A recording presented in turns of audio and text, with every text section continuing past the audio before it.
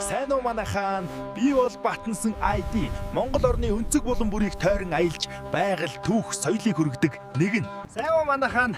Би Увс аймгийн төв Улаанган хотод ирлээ. Цастуул, Тал нутаг, Нуур, Урвын уулзуур дээр яг гайхамшигтай газар байна шүү. Энд чинь Увс нуур. Монголын хамгийн том, хамгийн эртний нуур гэдэг утгатай. Усан давстай, шувуу төвж, салхи нь яг далаа шиг үлээж байна. Энд бол Увс аймгийн бор хэрийн элсэн манхан. Элсэн дээр алхах чинь амаргууч, үзэмж нь ёстой гайхамшигтай байна. Дэлхийд ийм гоё элсэн манхан цөөн шүү. Хархираа түргэний уулс бол Увсын бахархал. Эндхийн байгаль, ус, мөс, чулуу гээд бүгд нэгэн утгаар уран зураг шиг байдаг шүү манай хаан. Монголын аль ч хязгаарт очсон уужим сэтгэлтэй хүмүүс огтдог шүү.